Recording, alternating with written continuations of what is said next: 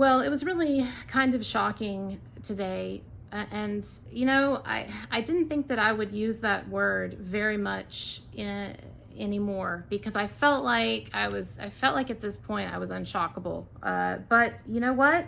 I was kind of shocked to see Newsweek basically soft-dox that umbrella guy. And I assume everyone in my audience knows who I'm talking about, but I'm talking about the YouTuber who calls himself that umbrella guy.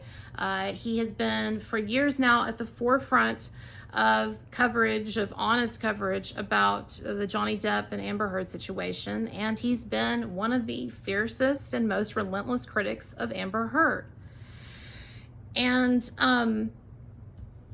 it's been interesting to see the almost rabid escalation and hyperventilation on the part of the mainstream media and Amber Heard, who seem unable to deal with the fact that not only did the mainstream media get this wrong, and not only did Amber Heard lose in a big way, not only lose in court, but lose in the court of public opinion.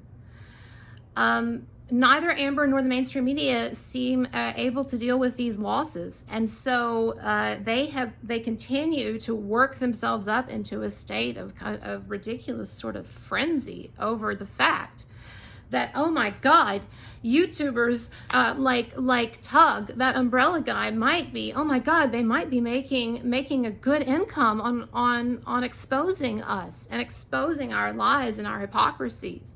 Yeah? Well, Amber, several things. First of all, to Amber, I don't think that you want to be bringing up the topic of whether one's income is deserved or not, because you have made millions of dollars on extremely subpar acting, okay? And if you had not been Johnny Depp's girlfriend/wife, I don't think you would have even gotten as far as you did, right? I mean, what did Johnny Depp say about Aquaman and how you got Aquaman? So I don't think you want to bring that up, Amber. But I notice, again, this sort of relentless tweeting on the part of Eve Barlow, who, let's face it, okay, Eve Barlow, her spirit, I think, now is in the sunken place. And I think Amber Heard is basically kind of like a ventriloquist, is basically controlling her and controlling her Twitter account and her Instagram account and all of that, right?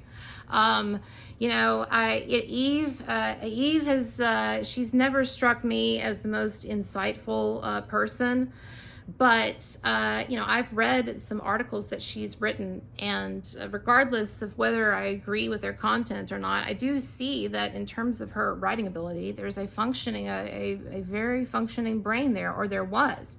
But it seems to have been strangely disabled by Amber Heard. And I have to say, Amber Heard has exhibited a very interesting talent and capacity for seemingly hypnotizing intelligent people into doing her bidding, at least for a while. Elon Musk eventually got the fuck out of there, right? Maybe that's a sign of Elon Musk's intelligence, is the fact that at least he saw the writing on the wall and dumped her, right? No, I'm just kidding, obviously, about all of that. But I do think it's really interesting the degree to which Amber Heard is able to manipulate people. And you've got someone like Eve Barlow, who I really think is exhibiting a kind of almost a Freudian defense mechanism, in the sense that I think that unconsciously or subconsciously that she senses what the truth is. Look, you can't be someone like Amber's best friend and be around her so much over a period of time and not know the truth on some level. And Eve may have her own pathologies as well, but she has to, on some level by this point, she has to have figured out the truth, and she knows, and she's just in denial. And that's why, in a Freudian sense, why she's pushing so hard on this and why she can't shut up. She's the one, we've all talked about this. She and Amber are the ones who are keeping this going, right? This thing would be in the rearview mirror, or it would be starting to go into the rearview mirror if they didn't keep this going. I didn't expect to be making videos addressing this, right? And but they keep talking, they keep going on interviews and all sorts of stuff, right? And now there's talk of Amber writing a book. So I think what we're seeing with Eve is that she's struggling to convince herself, and it's a kind of a reaction, defense mechanism here. She's fighting so hard. But it was really disgusting to see her soft dox that umbrella guy, and that's just the term. I don't know what the term is when people don't give your name or address, but they mention your name. I mean, they don't give your address or your phone number, but they mention your name. I call it soft-doxxing. But I know that there have been people online who have been circulating his name and, his address as well, and work information or whatever. That's what he says, right? And I believe that. And so anyway, but just what I have seen, which is what Eve Barlow posted, where she makes a big point of saying his real name, that umbrella guy's real name. And I understand that Eve Barlow would say, well, look, everybody knows Amber Heard's name, right? Well, Amber Heard is the one who was instigating all of this, right? In her attempt to take down an innocent man like Johnny Depp. Okay? And so, you want to talk about reactive stuff? Well, what you've seen the public doing and what you've seen social media and we YouTubers doing is a kind of reactive approach to what Amber Heard has been doing. For instance, finances. There's no reason why anybody should be speculating on what that umbrella guy makes. All right? I'm not saying that, I understand free speech and everything, as the Greeks have told us, but right, it's fine. People want to talk about whatever. But it's not really, I don't see the relevance except to try to make people feel jealousy or outrage that he's making a certain amount of money, which, by the way, I'm a YouTuber, not in the same realm as that umbrella guy, but I can tell you that he's not making anywhere near what they're speculating, right? He's not making $1 million a year.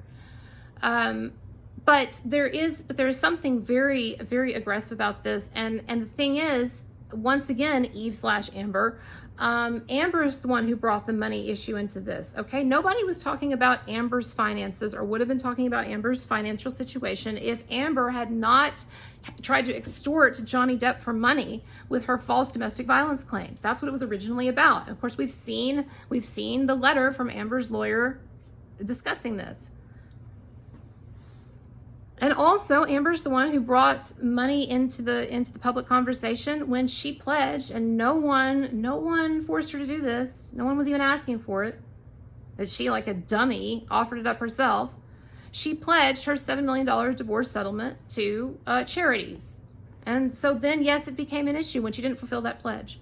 So what's happened is that, once again, Amber starts up all of this shit. And then when she gets the shit started, then she's like, whoa, what happened? What are y'all doing? Who started all this shit, right? Well, it was you, sweetheart.